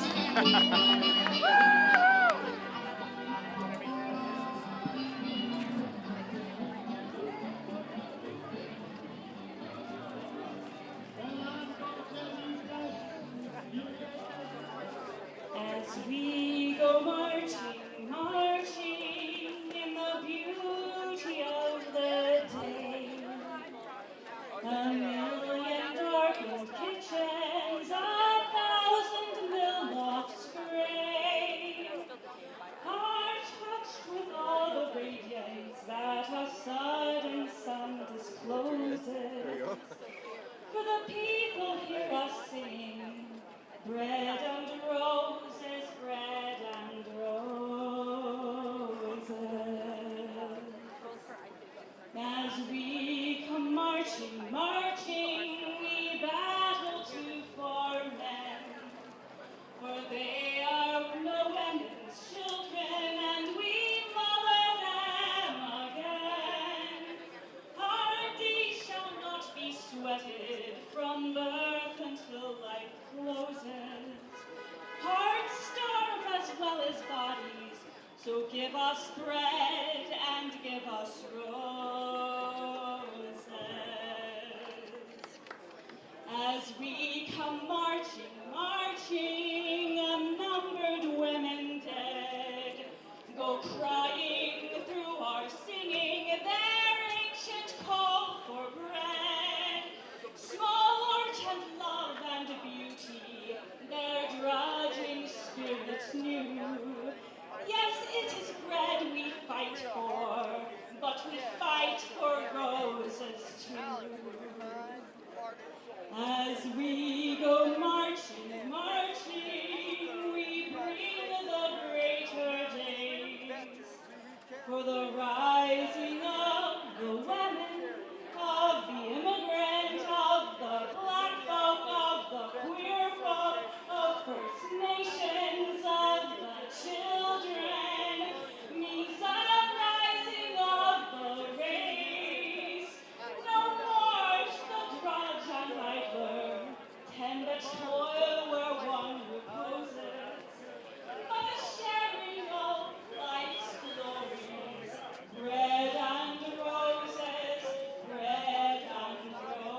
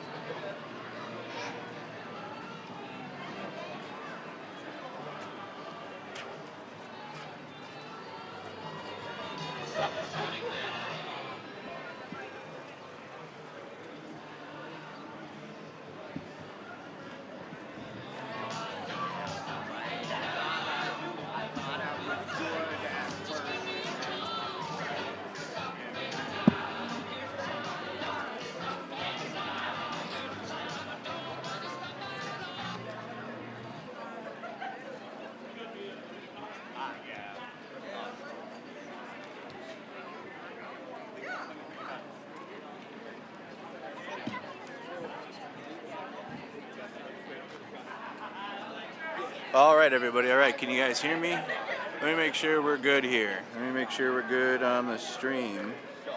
Can you guys hear me well? Check in, check in. You people are pathetic? Damn, sounds like you need a friend. Hope you find a friend someday. That's pretty shit. All right, guys. But welcome again. If you guys are just tuning in, we're live in South Minneapolis. We're now at Alex Pretty's memorial. So people still continue to gather. Traffic is still able to drive through. There's now a lane open for vehicles, as you guys can see, driving through here. We had a march. There was a rally. And now it has concluded. Okay, it's getting warmer out here in South Minneapolis. People still continue to gather. I was wondering what that was, people yelling. They got marshals out here still. So, but guys, again, this is the memorial for Alex Pretty. People are still going to be protesting in Minnesota until we get justice for both Renee Good and Alex Pretty and all stolen lives from this federal government. Okay, it's going to continue. People will still be marching. It might not be algorithmically the most watched thing now. That's how it goes. People have short attention spans, and then the Epstein files came out, and then everyone that was, it's like people can't balance multiple things. And so, when algorithms change and breaking news changes, people's attention also goes with that. So I do appreciate everybody that's stuck with Minnesota this whole time. I know the national attention is gone for sure. The same with we got worldwide support on Mercado Media. My platform's good. It's never my personal platform. It's just the grander, I guess, attention of what's on Minnesota has waned. So I appreciate everybody that continues to share what's going on here in the Twin Cities, share what's going on in Minnesota and also beyond. ICE has not left. ICE continues their operation. Tom Homan announced at a press conference that it was slowing down, but we still continue to see vehicles enter the Whipple building. Just yesterday, they had a truck full of ICE vehicles going in. There's multiple reports in the suburbs and in the rural parts of Minnesota that ICE operations still continue on. So here in the cities, it's harder to see them like we were. I mean, they were mobbed up, rolling through the South Minneapolis, the North Side, even parts of St. Paul. It was very difficult not to see them at a period of time, and now in the cities I feel like because it was so politically bad for ICE here and just the Trump administration took a fat L here, they have to now expand their operation into the rural parts where there might not be as much of a, there might not be as a organizational apparatus there. There are still people there that are tracking and documenting what's happening, but it's far harder for people that live outside of the cities to organize or even be real interested in that. I mean, people do it, but again, it's not like you see here in South Minneapolis, or in St. Paul around the cities. So that's why you constantly hear at these protests and beyond, like they hope that people around the country and beyond the cities learn something. And if you don't, you're going to have the federal government strip a whole bunch of your rights away and nobody will fight for it. I mean, Minnesota can't now go to other states and you have Minneapolis showing up in other states to do advocacy and protest. I'm sure there will be individuals and people that will bring their expertise or their media or whatever, but it's really going to be up to the other states to resist Trump and resist the federal government if that's what you wish to do. These actions under Project 2025. It's terrible. It's terrible. It continues. We're in a new phase now, which is unclear what that looks like. I don't have the answers to that, at least right now, because this was such a whirlwind. And I'm still trying to figure out. I think right now we see the climate going into the summer around the federal activity still here in the Twin Cities, but also the midterms coming up. I think it's going to get real political.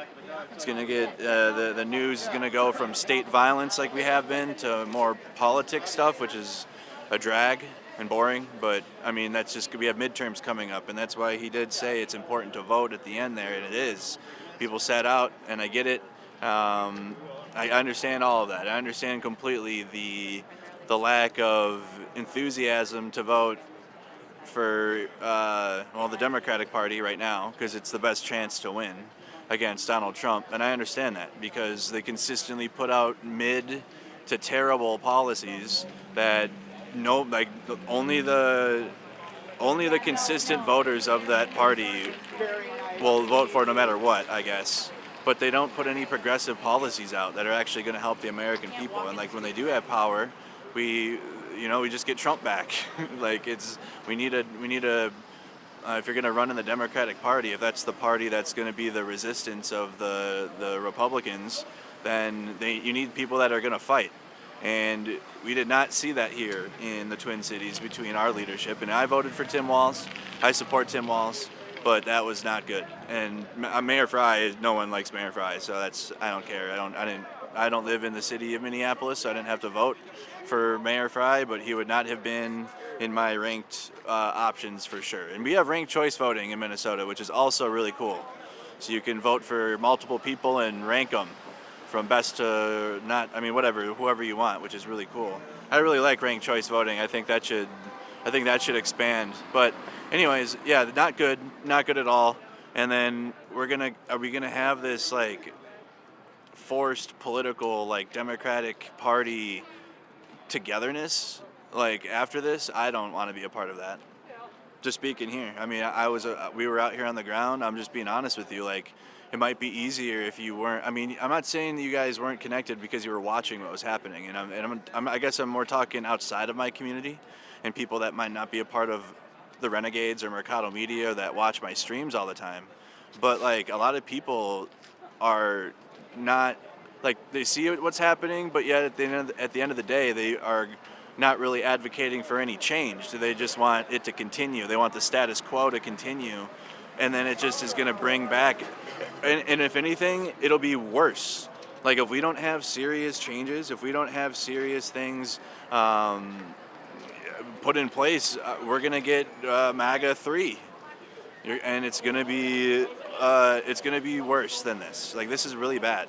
MAGA 2 is really bad. MAGA 3, which won't even be MAGA anymore. They're over it now. They don't want they want new fascism. They're tired of playing with MAGA. Donald Trump is in the Epstein files. You know, like they're all connected to pedophiles. So the fascists that aren't involved in that, I know it's very few and far between, but there's a big movement of them that I'm paying attention to, and they're even further right. They're even more fascist than MAGA. And so if we aren't careful, and if you don't have politicians that are actually going to do something, then it's just going to come right back. Not right now. The Democratic Party is going to win, like, everything, especially right now. But, like, if you have a Democratic Party that then takes power and then does nothing to hold any of this accountable, we just kick it under the rug, both sides, this and that, and kumbaya, we're just going to get MAGA 3 again. They're going to be back. They're not gone. And if you think that because, like, you know, Minnesota really stood up to this federal occupation, and it's not over either. I know people are celebrating a little early, and I get it. Like, it's good to recognize the fight and what Minnesotans have done here, and it's always good to point that out and recognize that for sure. But the fight isn't. It's just not done. It's just not over yet. I mean, we still got 3 years of this administration. It might be the immediate violence that the Twin Cities were experiencing might be over. Maybe in terms of like getting tear gassed and flashbang for blowing whistles outside or like doing media. But it's going to change to something else. Or like I said, the actual ICE operation is going to expand towards the rural areas of the Twin Cities. Okay?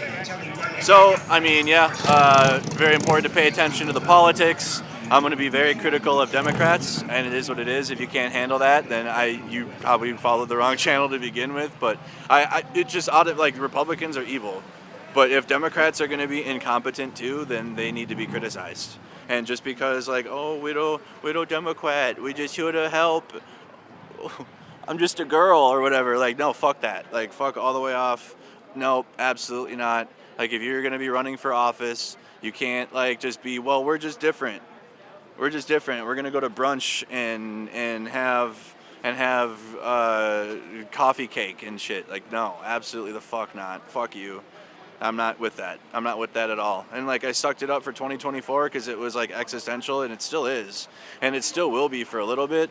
But, like, I'm not going to go hard for any politician that isn't going hard for the people and that isn't out here, like, on the ground or isn't. And it's different because some politicians will come out here and then they'll use the situation for their campaign. I don't want that to happen. I want them to just stand out here.